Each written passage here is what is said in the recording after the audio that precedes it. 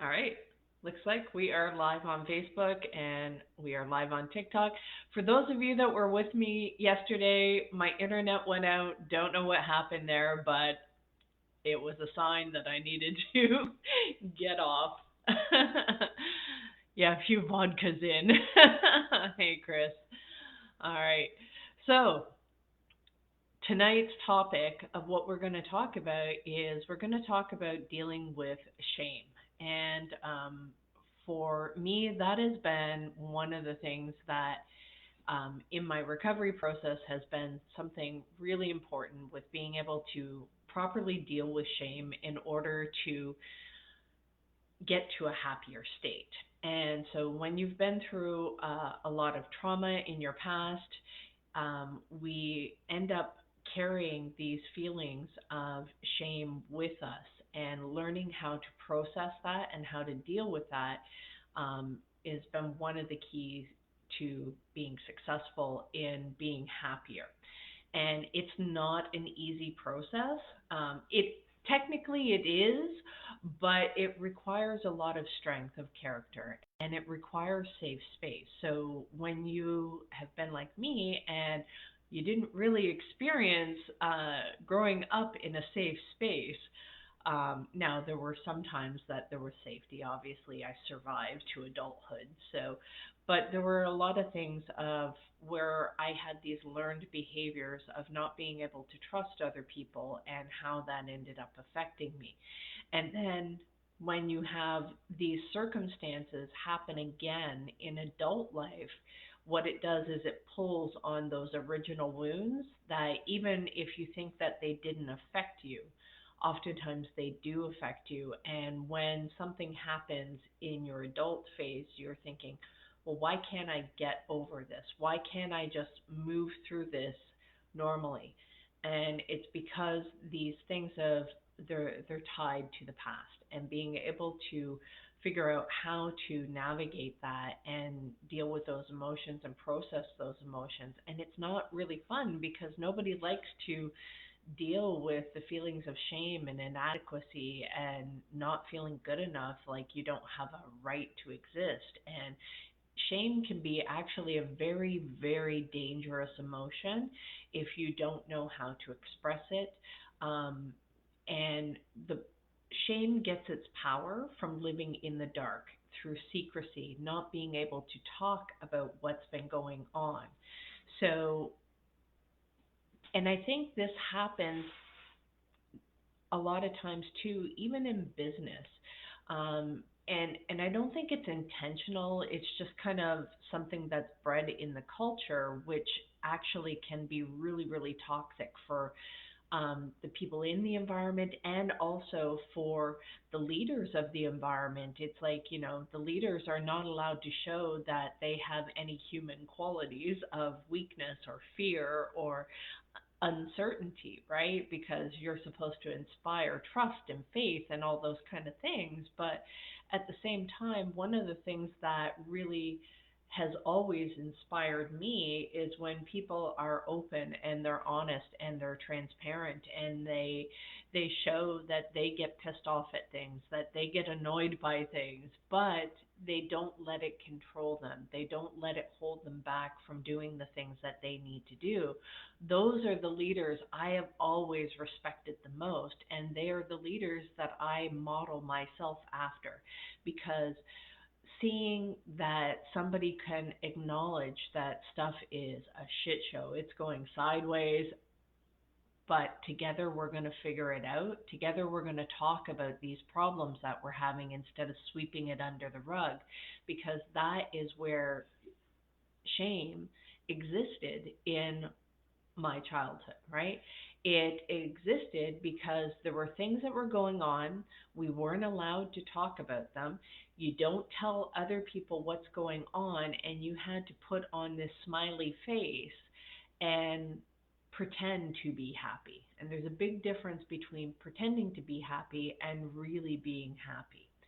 And so, in order for that to happen, being able to be authentic and open and honest um, in a safe space is how you get to the path of happiness.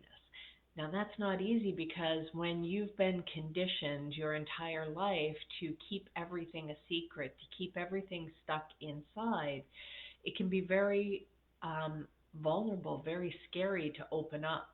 And especially if maybe there's been times that you've actually tried and either people didn't care or they responded negatively or they weaponized what you shared with them against you and it became something that was laughed at.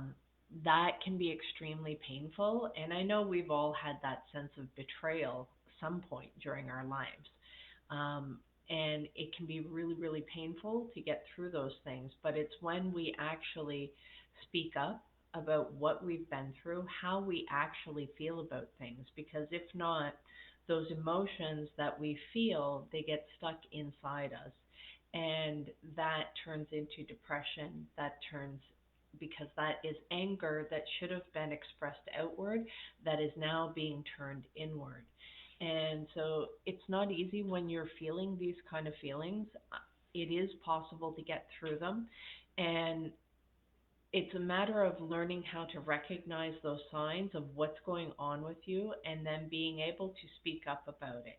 Now, if you don't have a safe person, either a therapist or a coach or something that you can actually open up and talk about what you are going through and how you really feel, because a lot of times it's so funny. I was thinking about this today is I see so many people on the internet, they go on about being censored and not allowed to speak and everything, and yet the biggest problem that we have is not the external censorship, is our own internal censorship, where we don't allow ourselves to even acknowledge how we feel. And when we get into that state, then we're just kind of numbing ourselves, going through the motions, telling ourselves it's going to be okay, it's not a big deal, all of these kind of things. And I think that happens a lot, especially in business, because there's so many challenges that we have to go through in a business environment that we have to be professional. We can't tell the customer to go fuck themselves. We cannot do that. Not if we want to have a customer, unless that's a whole other industry. That's a different thing. But we can't tell our coworkers off. We can't do a bunch of different things. We can't just say, you know what, I don't feel like doing this today. And it's like, so what's that got to do with anything? So the whole environment of business oftentimes is about us squishing down our emotions. And when you're in that constant state of hustle and grind and just get the numbers, hit the goal, hit the target, do all the stuff, right? Sooner or later you've got to pay that emotional credit card. The bill will come due and you have to actually pay it. If not, you end up in emotional bankruptcy, which is a breakdown. You start not doing very well. You are not able to do some of the things that maybe you want to do that you used to be able to do, but you can't bring yourself to do them. And so and I've been in this place, and I've struggled with this, and I still struggle with this. I'm not going to lie to you guys and tell you that I don't struggle with this. I do. Stuff gets in my head, and I'm able to, although I can move through it quickly, it still does affect me.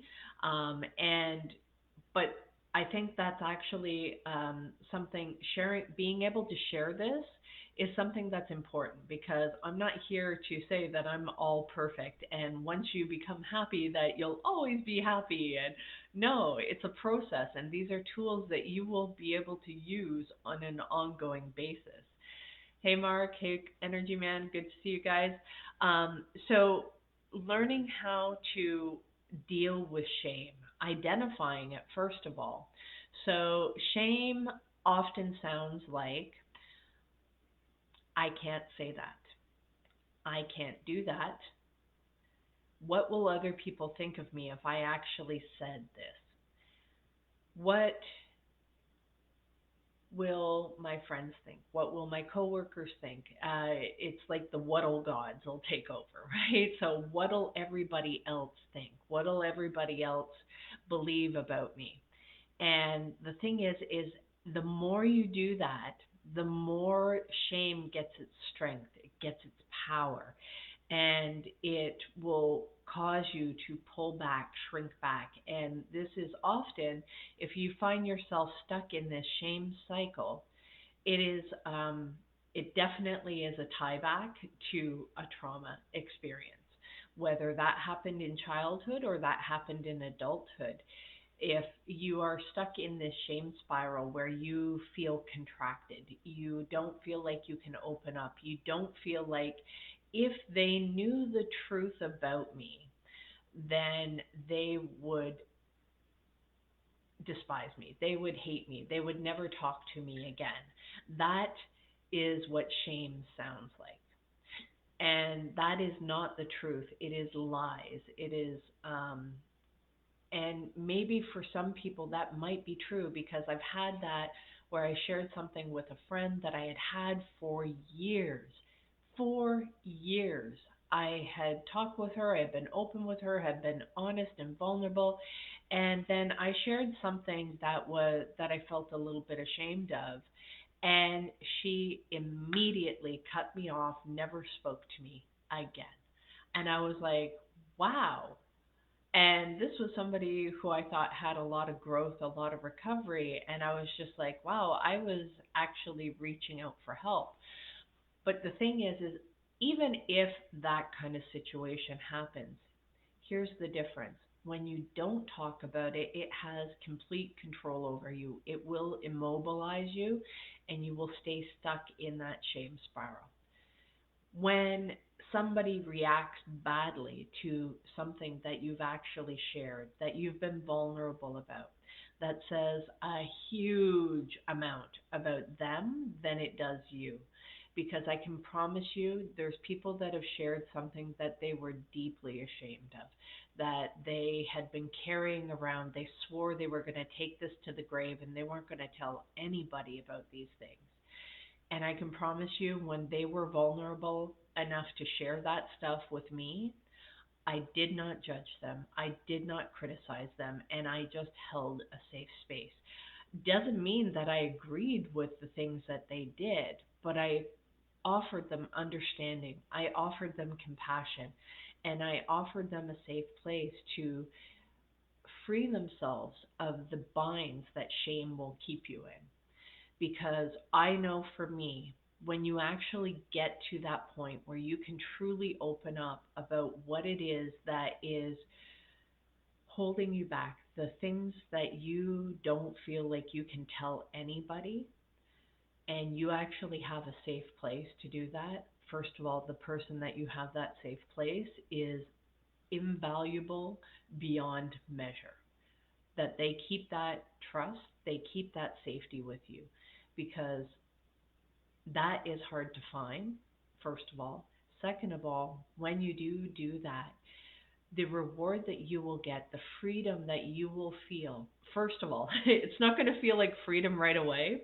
What it'll feel like when you actually finally take that courageous step and you share the thing that you think, oh my God, if I even open my mouth, if I even share this out loud, God Himself is going to strike me down with lightning, is kind of how it feels.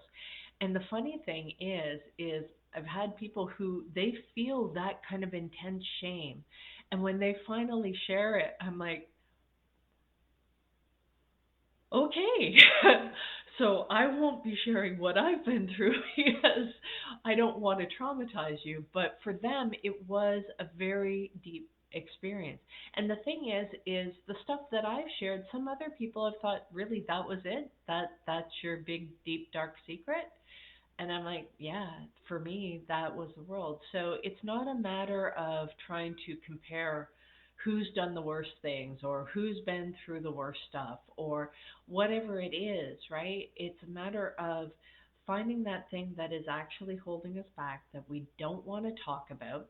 And this could be like, big, deep shame, or this could be like, little shame. Maybe you're like, you know what? I went through this 4-year university course because my parents wanted it and I feel so ashamed, but I can't stand doing this. I hate this, right?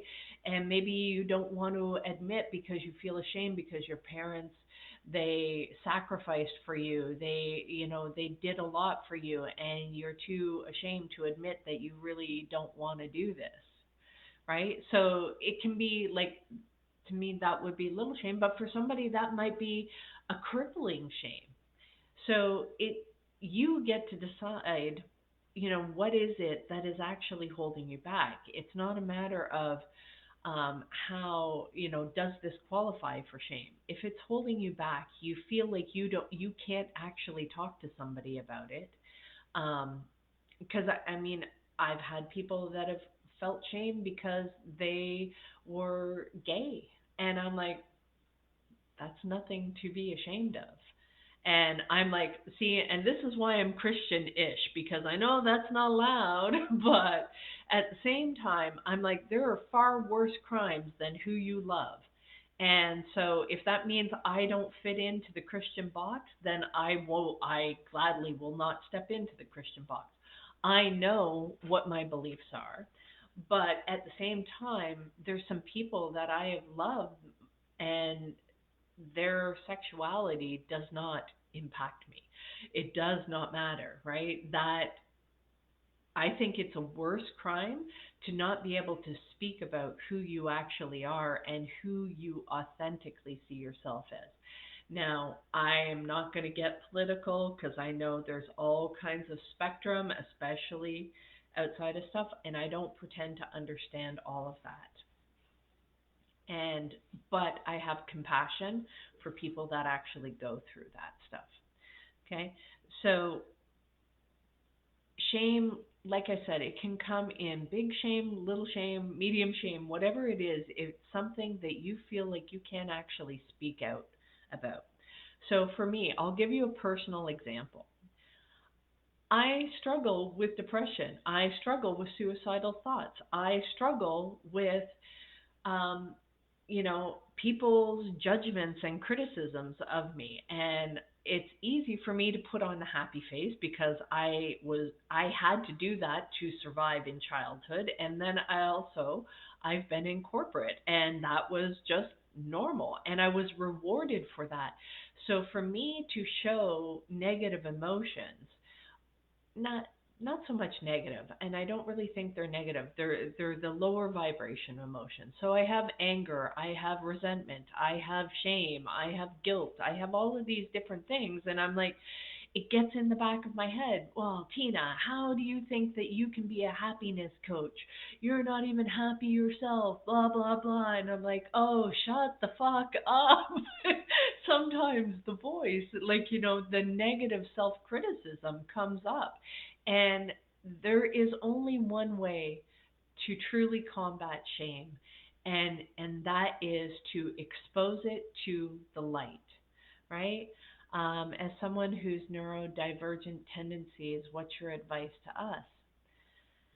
Well, if you could be a little bit more specific, it's hard to give advice for something like that, but for myself,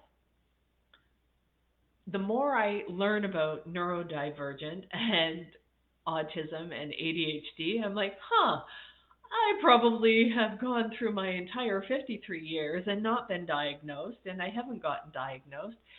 And I'm not sure it's relevant whether or not I need the label or not. It does give a certain understanding, but I don't really feel that the label um, is helpful, okay? Because I think it puts us into a certain box that, yes, it may help explain certain things, but I don't think it's helpful in, I think it's more important to kind of go, okay, this is how I'm feeling. It's like, okay, um, eh, one of the ADHD symptoms, and I'm not a psychologist, I'm not an expert in the neurodivergent stuff, but as I start to learn about it, it's like it's a way to understand. It's like, oh, okay, hypersensitive to critical stuff. And I'm like, well, shit, that could also be PTSD.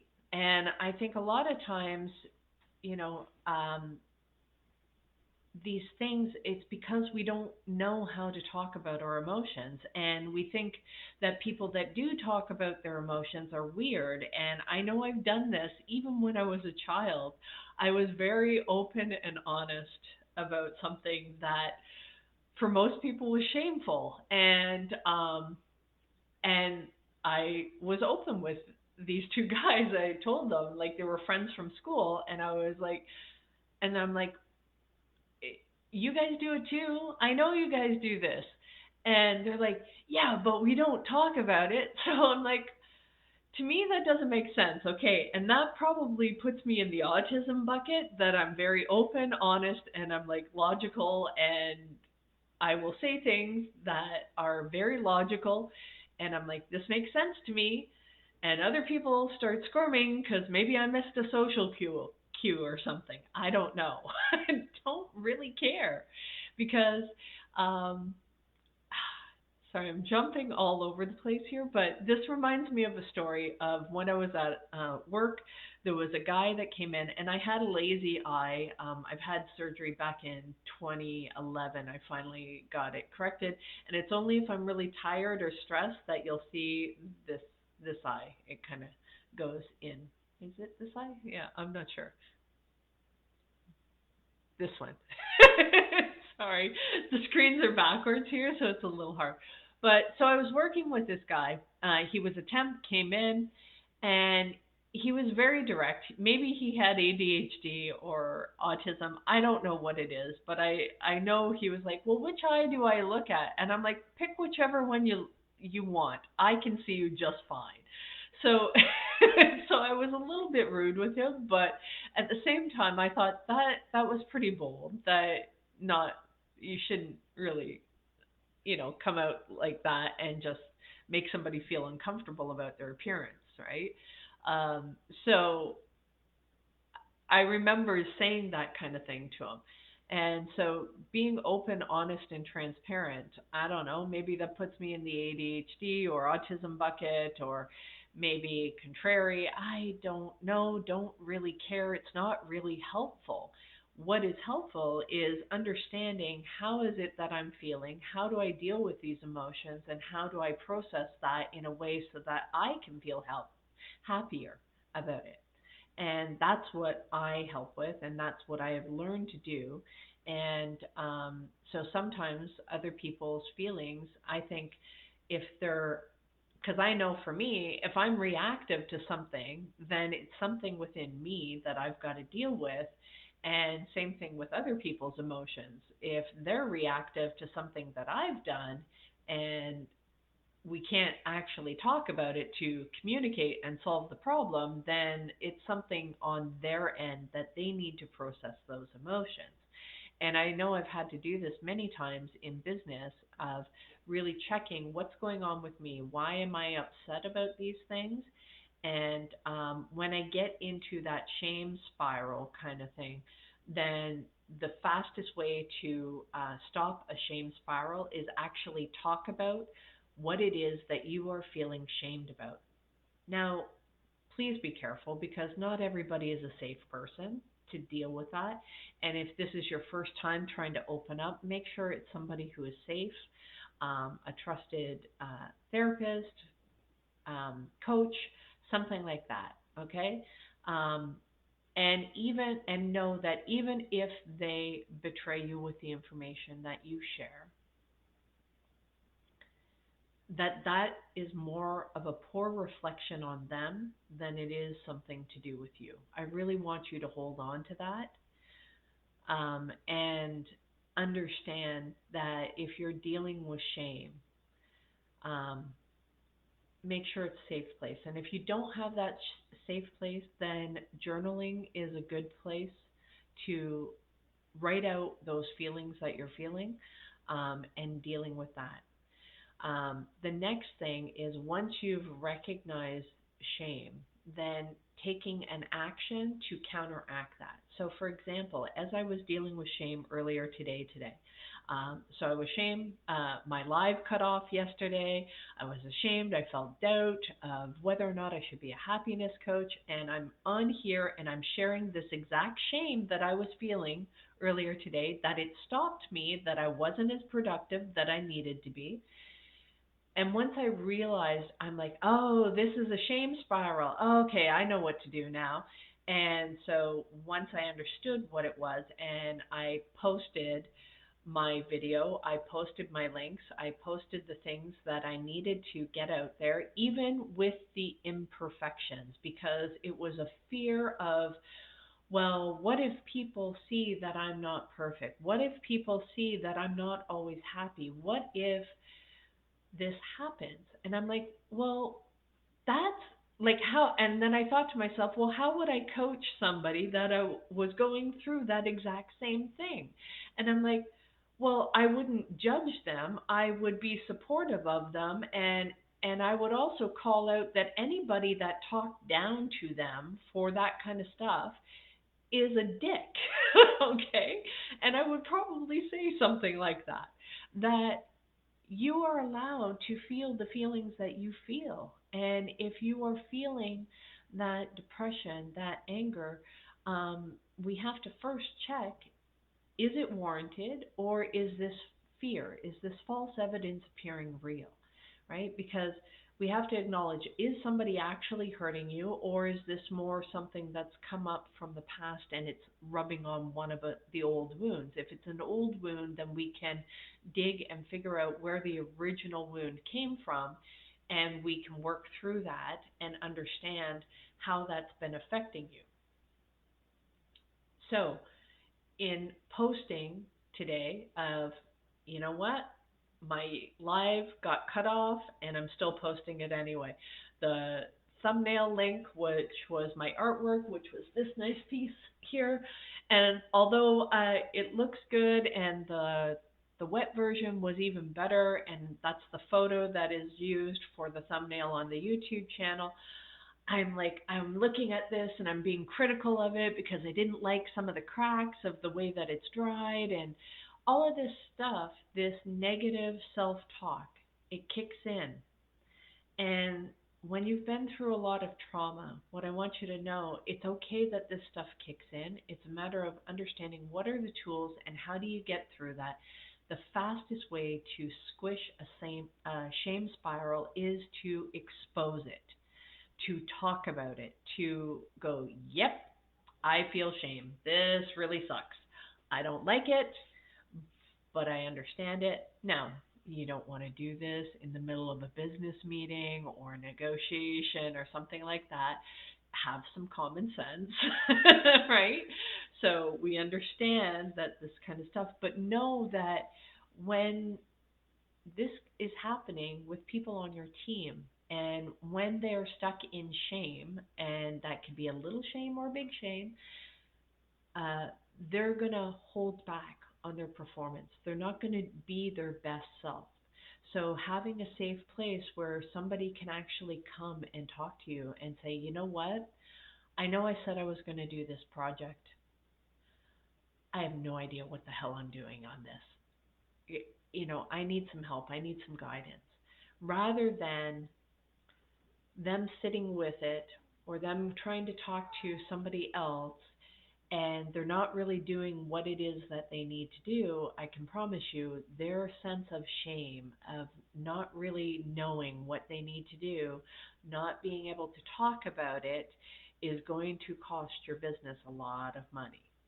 Okay, so understanding shame on a personal level, and then understanding shame and how it affects your business is also really important, because it does affect you, and especially because shame lives in silence. Nobody talks about the things that they feel shame for. And this is different from guilt, okay? Shame is more, I don't have a right to exist. I don't have a right to feel the way that I feel. I don't have a right to speak up. I don't have a right to say or challenge what I believe. It is much deeper. Guilt is more, I did this thing that's wrong and I know it's wrong and I feel guilty for it. And of course, my cats decide that this is a great time to do UFC cat night. Oh boy. So exposing that shame, it removes any power over you. Okay. The next thing is to take some action. So I hadn't yet dressed. I was still doing work in my nightgown because I work from home and I am able to do that. So I forced myself, even though I didn't really want to, I forced myself to get up, get dressed, shower, put on my makeup, do my hair, all that kind of stuff. And that action, although it felt like walking through water with cement bricks on my feet, after I actually did that, I felt better. And that started to shift the mood. So, being patient with yourself when you are dealing with feelings of shame and when you're working through those is something that is going to help you get to a happiness a lot faster. When you're around supportive people that understand and this is what you're going through, and being supportive of you as you go through this, knowing that there's nothing that can't be forgiven. And I know that's really challenging because there's some things that humans are capable of that you're like, damn, that can be forgiven? Okay. And that can be really challenging for us to actually believe that. But being able to tap into a power greater than ourselves, a belief in God, and creating one of your own understanding. Because if I know there's so many people that they maybe grew up in the church. Um, I know people who have actually been sexually abused by the people in their church. And that not only has trauma around the usual stuff that sexual abuse has trauma around, and all of those emotions and the physical requirements, but that impacted them at a spiritual level. Now they can't tap into the source of God and get strength from that. And so that I think is really um, really difficult. So finding alternate ways for people like that, or maybe people like me, that I was much more logic based, much more science based. So anything that gets a little bit too out there is something that's very uncomfortable for me, and it's okay for it to be uncomfortable. If you're not comfortable with that, then it's okay for you to find alternative ways to tap into a spiritual connection. And for me, that's what's worked. And I know recently I'd gone back to church for a little bit, um, but I don't think I'll be going back to the church just because of some things. And it wasn't anything big, but it's enough of a sign that it's just not comfortable of this feeling that I don't belong. And if you get that feeling that you don't belong, trust that, trust your instincts, trust your intuition.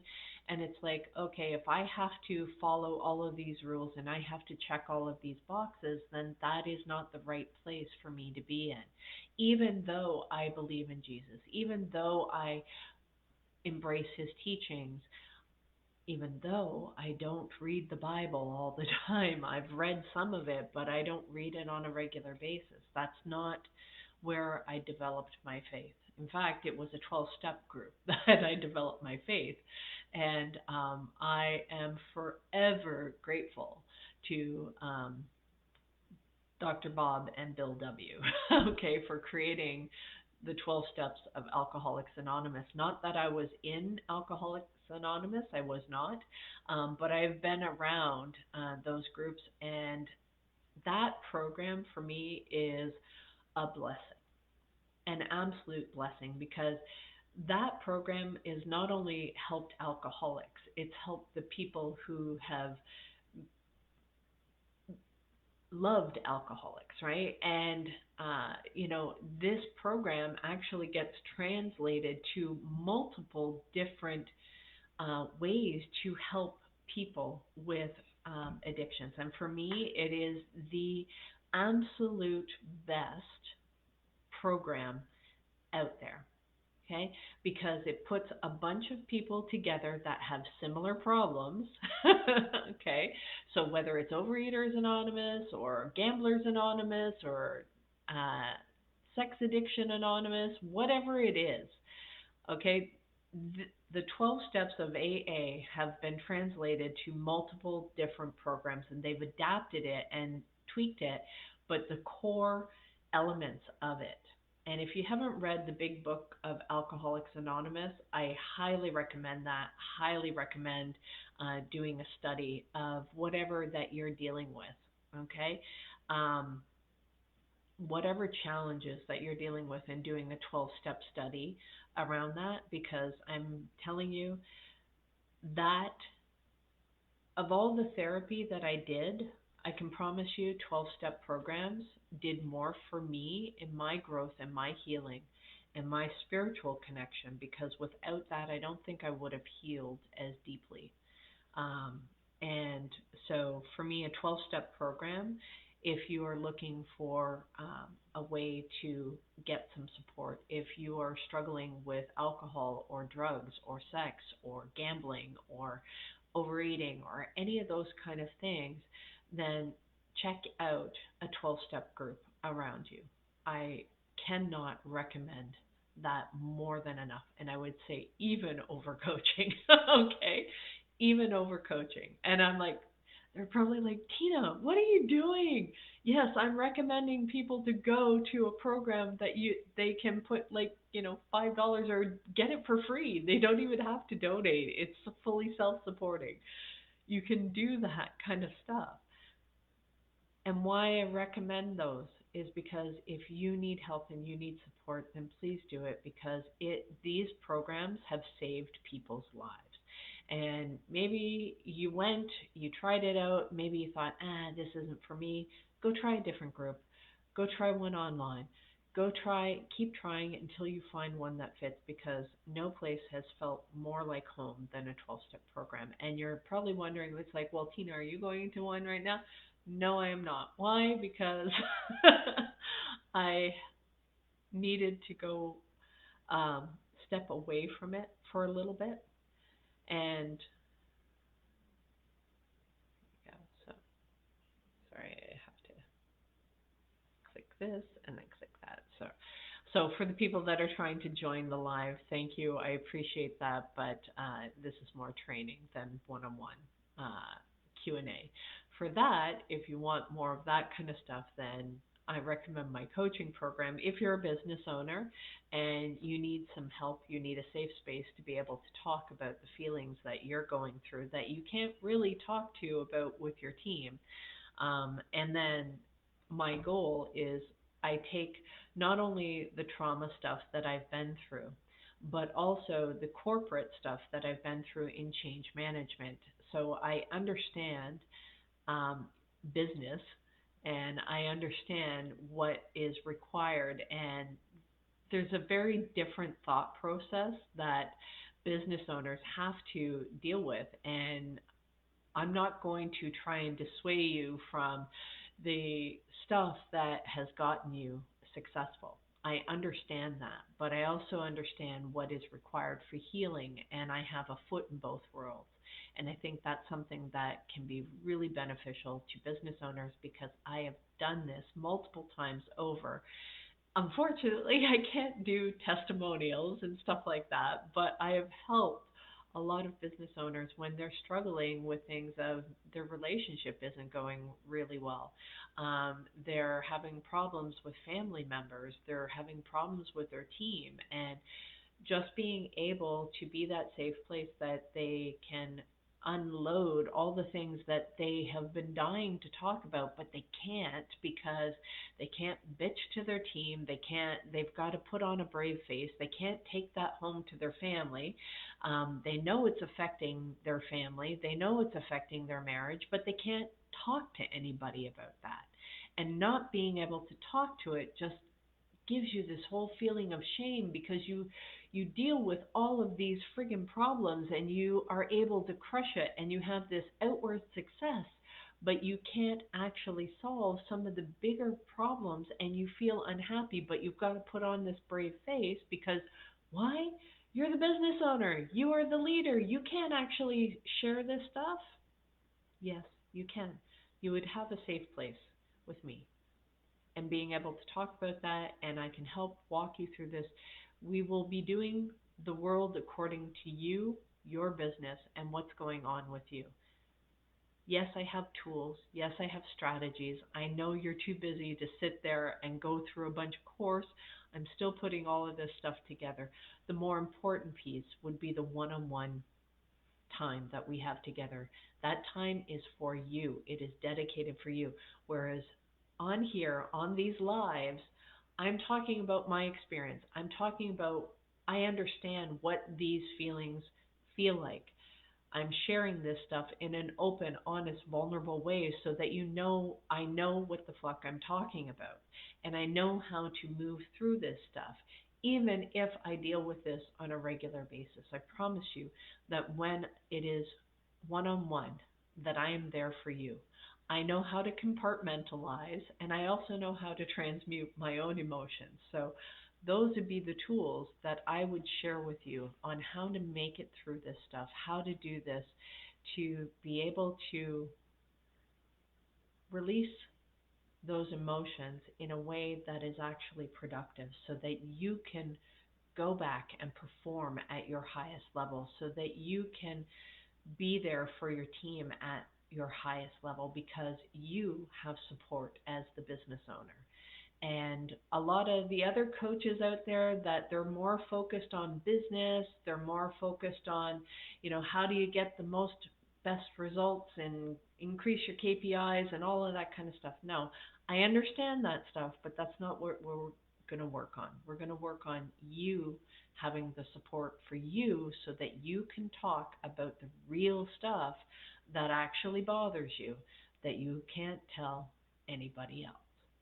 And when you can do that, when you have that safe place, it may feel like you've got your skin ripped off at first, but I know you're tough enough to be able to work through this and you're able to get through to the other side because I'll show you the way. I've been through this path many times myself.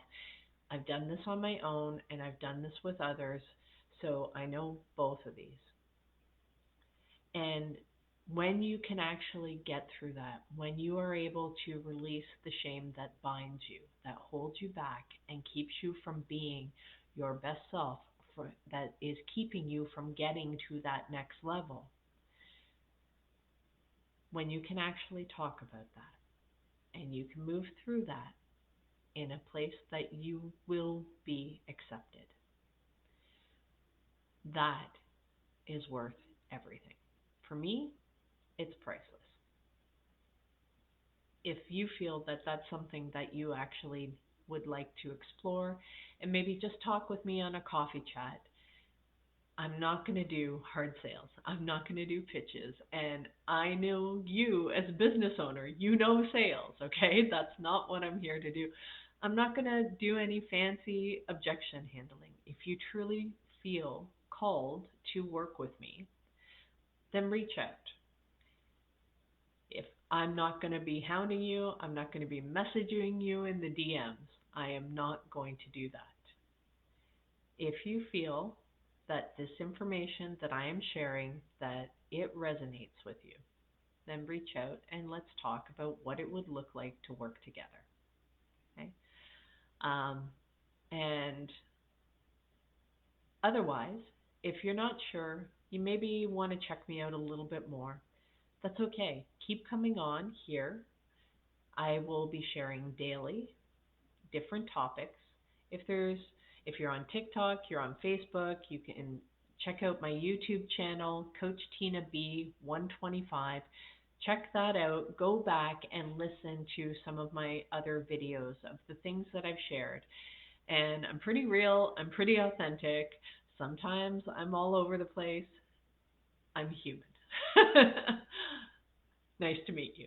My name is Tina. I'm a human being and I make mistakes and it's okay and it doesn't make me less professional. I know how to be professional and I have done that many times. And if we are in a corporate environment, if we start working together where I'm working with you and your team, it's not just one on one, then it will shift more into the change management kind of practices, which deals with the emotions and deals with the people side of change. Because anytime you go to implement a system, a process, a culture change in your work environment, you have to be able to persuade, you have to be able to get buy-in from your team, because if not, I can promise you, they will find other ways to circumvent the system. You will not get the return on your investment. You will not get the results that you're looking for in your business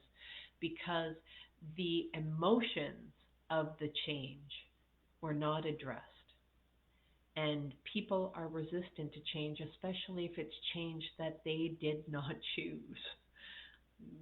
It's hard enough to change when we want to. Think of the things where we want to change something about ourselves. It's like, I'm not going to get angry today. And then next thing you know, you open up your first email and you're ready to tear somebody's head off. And you're like, shit.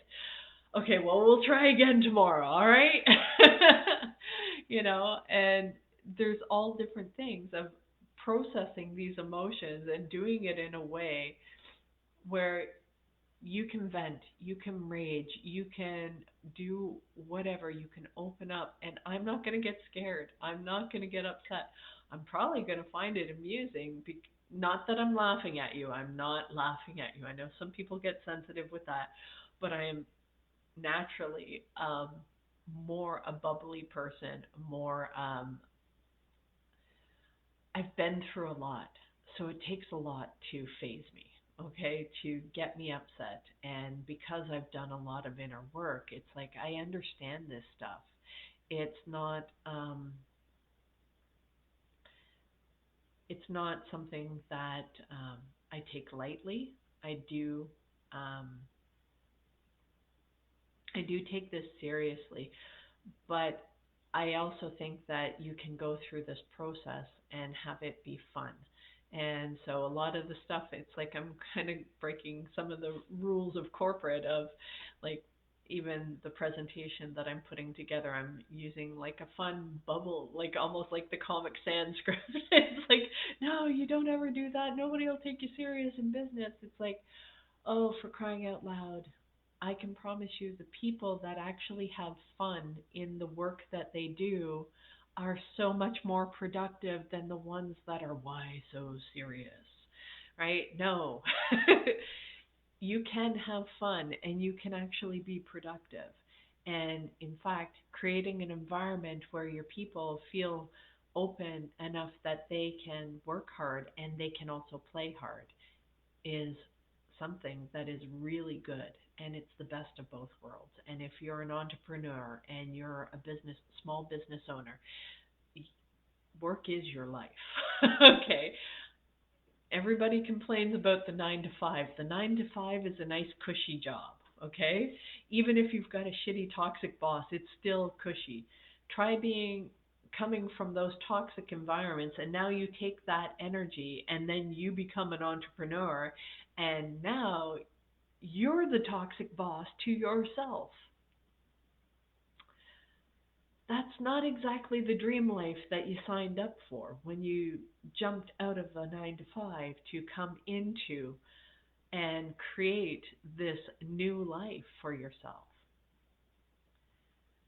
And it's really hard to let go of those old habits of, well, but this is what got me successful in the first place, of this is what has got me successful in my corporate 9 to 5. So this is the way we should do it now. No, you can change that. This is the world according to you. And so many times we get so scared with trying to create this new world for ourselves. And we start defaulting back to the old ways of doing things rather than actually taking a change management approach of kind of like, well, how do we actually do this different? Right? How do we have to do it this way? Do we have to do it that old way? Do we have to recreate those old patterns? Or is there a better way? Those are good questions to ask ourselves. Is there a better way? Can we actually, because I want you to think, would you want your child or your spouse working in this same environment? Would you want somebody to talk to them the way that you're talking to yourself, where your feelings don't matter, that you just need to suck it up and work harder and hustle harder and grind harder and do more reps? Would you want somebody that you truly love and care about to experience that?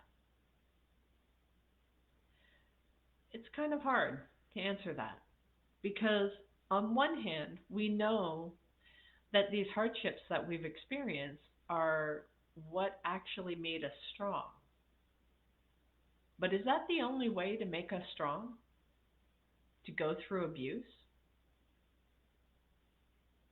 Or is there better ways? And that's the thing that I want to explore with business owners because I think there is a better way. And I think if we work together, that we can find a better way to change this world, that people don't have to go through abusive situations in order to be successful. Because I think we all want to be happier. And I think it is possible for us to be happier. And if we are happier, I know about me, when I feel good, when I feel happy, man, I am so productive. Nothing's stopping me. I move forward. I'm able to keep going. I'm able to do all this amazing stuff. But when I feel criticized, when I feel afraid, I pull back. And I think everybody does. And maybe you aren't the pullback type. Maybe you're the pushback type. So you either do one or the other. So if you need that space because you're afraid, maybe you're one of the ones that blows up and gets angry. Well, nobody wants to hug a cactus, right? Nobody wants to be around somebody that is cranky and scary and miserable. Everybody else is now afraid of you, and it still gives you exactly what you need. That everybody is backed away, and now you have some peace, and now you're like, oh, okay, nobody's around. So you don't pull back, but you push everybody back. That is still a trauma response. That is still fear. You're not big, you're not tough, you're not scary. Not to me. I can see right through you. And that's why sometimes I don't get along with people. Man, crazy cat lady. You don't scare me. If me as a child can handle a rifle pointed at me, if me as a child can have a man screaming at me inches away from my face that I can feel the spit splashing on my face as he yells at me and I don't react. Trauma response, coping mechanism, whatever, it's a gift. I'm going to use it. I'm going to leverage it. It is an automatic emotion shutdown. I process the feelings afterwards. I will have a meltdown because I can't find a pencil, but in the heat of battle, ice cold. Nothing. And it's not a choice. It's not, I can't even take credit for it because it's not a choice. it is a trauma response, and I have an overdeveloped um, capacity for that. And it is really, really strong. Whether I like it or not, it kicks in faster than I realize. And that's why a lot of times I have to think about how I feel. And then it causes me to go back and connect the dots and kind of go, oh, yeah, 2 days ago somebody said this to you. And now it's now because there's enough space between it. Now I can feel it. Now I can identify it. Now I can understand it. And when you go through your whole life living in this way, learning how to identify that faster, learning how to process through those emotions faster, is just going to make you much more effective. You're not going to lose your ability to shut those emotions down when you need to. You will still shut those down because that's ingrained, right? I'm not going to take away your skills at being able to survive, okay? I'm just going to allow you to learn how to move through this faster and be happier with that. Okay. And not push the people away from you or pull into a shell, that you open up. And so that has been the topic for tonight of how to deal with shame. I hope that you guys found this helpful. If you are jumping in later in the session, please go check out my YouTube channel, Coach Tina B 125. Click on the subscribe button so you get notified when I've uploaded the video. And while you're going through those, thanks, Mark. I'm glad that you were here for the session. So while you're going through that, you can check out the artwork because, I mean, this was one of the ways that I coped with it today. I created three, yeah, three new paintings. No, I created one, and there were three that I created yesterday. But they're drying, and I'll be able to display them soon. And I think they're pretty cool. I'm liking some of the new techniques. So this is something that I do as part of a way to ground me and keep me present.